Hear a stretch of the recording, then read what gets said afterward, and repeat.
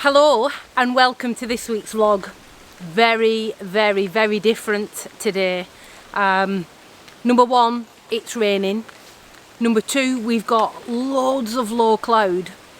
And number three, we're in the woods. We're not at the coast. We've actually taken a trip up to Malham Tarn. It's the second time that we've been to Malham Tarn. The first time we came, we probably spent 10 minutes just looking around the edge of the tarn. There's quite a lot of rocks in the water. There's a nice little boathouse. But we sort of weren't inspired really the first time that we came up. So today we've probably been walking for, I'd say, the best part of an hour, and come across these woodlands that actually didn't know existed here.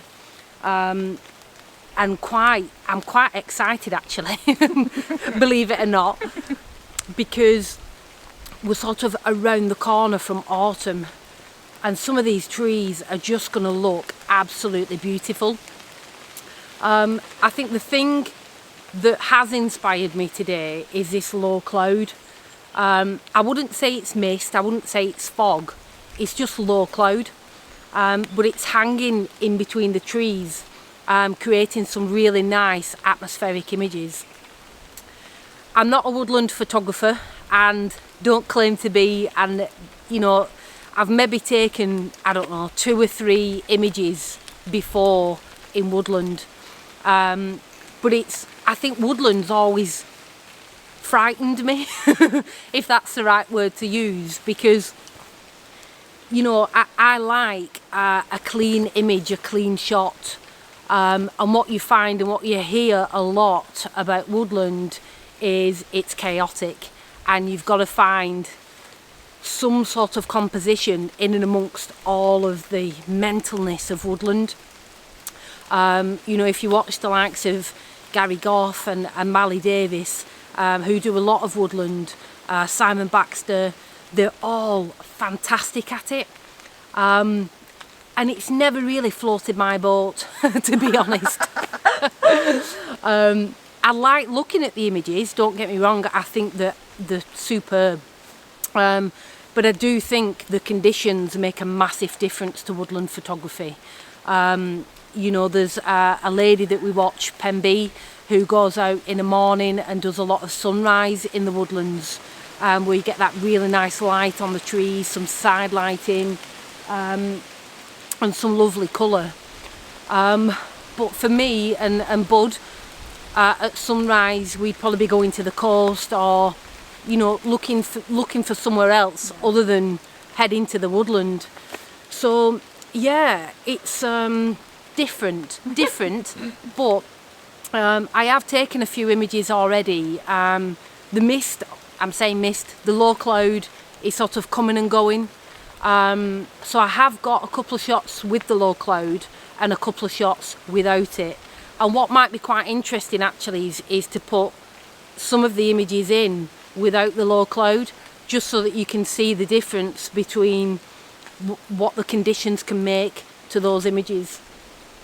I think I'm going to carry on. It's raining quite heavy, but we're quite protected under the canopy of the trees, so I'm going to carry on and just keep looking.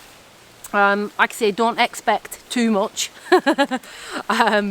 because it's probably the first time that I've actually sort of thought, right, we're going to do some woodland.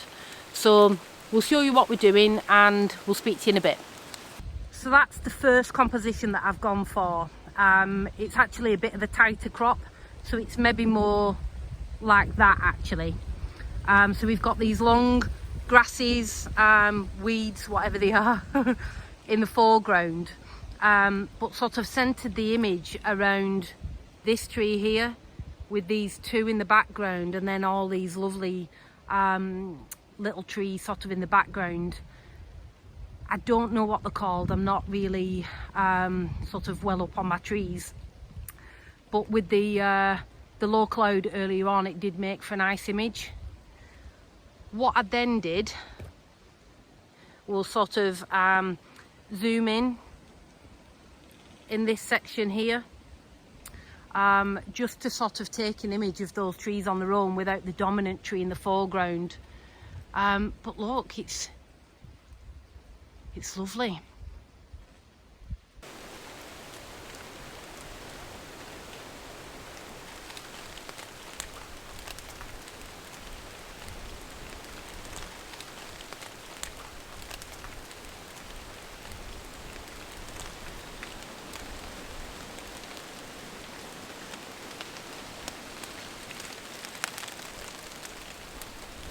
So one of the things that I've invested in recently is this little rain cover.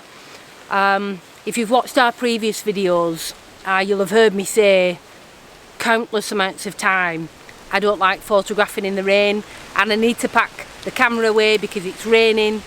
And I always sort of feel a bit, you know, we're missing opportunities, you know, and you can get some really nice images in the rain. And probably woodland is really good to photograph in the rain because it does bring the colours out on the trees, and in the green and the foliage. Especially if you do get a little bit of light reflecting off the trees, which is happening now actually. But yeah, I just thought I'd show it you. It was 15 quid. You can probably get numerous different types of rain covers for your camera. This one is specific to fit 24 to 70 with a DSLR body, and it just literally wraps around your lens, and at the back you've got this little window so you can still see what you're doing, you can get your hands in. But I've used it probably 2 or 3 times already. And it's been fantastic because by now I would have already packed away. When I set up just before, when there was a lot of low cloud sort of hanging around, my camera was getting wet through and I started to panic a little bit, and then remembered that I've got the rain cover. So they are really worth investing in. And there's even a little zip that you can put memory cards in, or your trigger, or whatever. But yeah, 15 quid. Forgot to mention actually that it's Vanguard. Talked a whole piece around it and forgot to mention that it's a Vanguard Alta. It looks like ROS. And I've also invested in this new camera bag as well. So again, you've probably heard me say numerous times I haven't got my 70-200 with me, and felt that I'd missed quite a lot of shots by not having it. Not anymore. So I got the bag as well, and much thanks to Ray Tickle, that I've pestered a couple of times because I know that Ray invested in one of these bags after winning the Vanguard competition. So messaged Ray a couple of times just to see how he was getting on with the bag, because I think for a photographer and the amount of stuff that you have with you, a bag can be a massive sort of deal. So yeah, just maybe might do a video sort of reviewing the bag and maybe just talking a little bit about it. But yeah, I'll stop waffling about stuff and carry on with the images.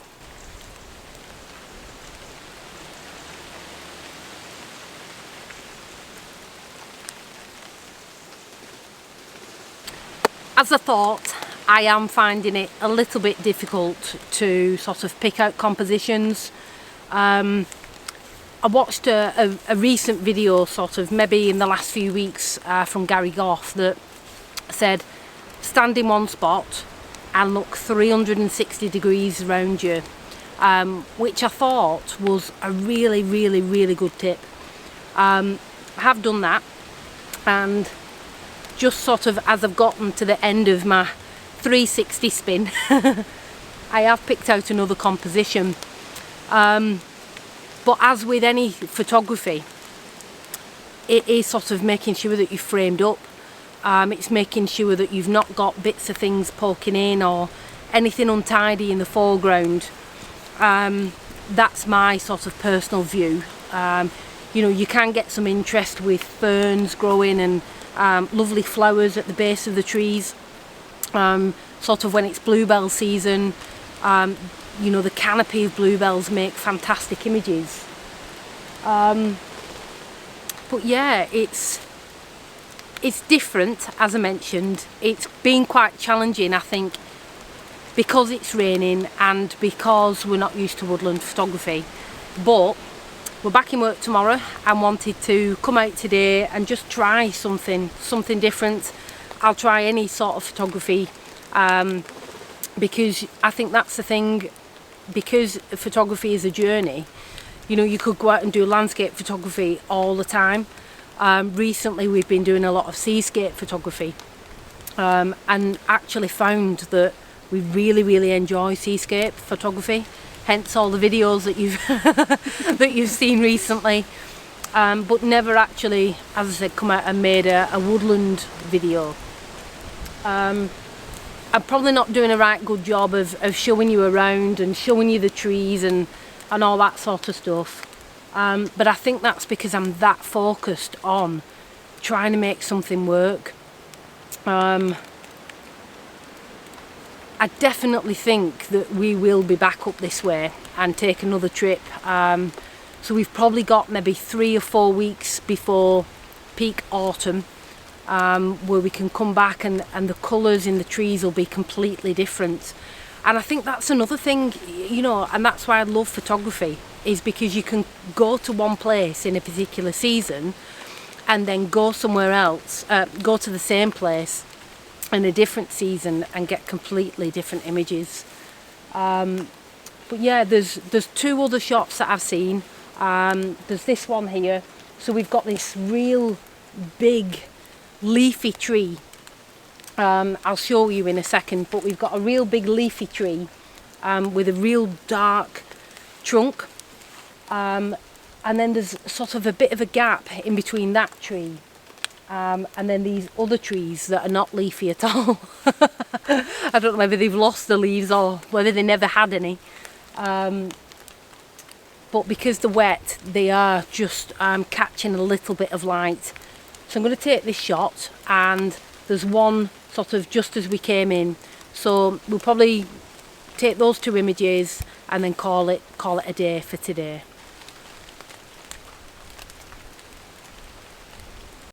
Okay, so I think we're going to call it a day there. Relatively happy with some of the images that we first took when there was quite a lot of low cloud. I think the thing, or one of the things that's quite interesting about woodland photography is when you find trees that are all twisted and gnarly and branches going off in all directions. And we've had a real good look around and haven't really seen any trees like that, or any birch trees. I know what birch trees are, but I don't know what any of these other trees are called. But yeah, I think it's been interesting and probably learnt a little bit about woodland photography. Sort of across the tarn, there's a little gap here and we can see across the tarn and it just looks complete whiteout. I don't think we'll get anything more on the way back. Probably a little bit all over the place with today's video, and I'm conscious that I haven't really spoken to you about the compositions. As I say, that's mainly sort of focusing on what I'm doing and trying to get something that works. Let me know what you think anyway. Let us know whether you've enjoyed the woodland, whether you sort of like the images or not. Little bit of feedback would be great, if we're to do any more woodland, which I would like to do sort of coming into that autumn time. So yeah, leave us a little comment and let us know what you think, and we'll see you next time.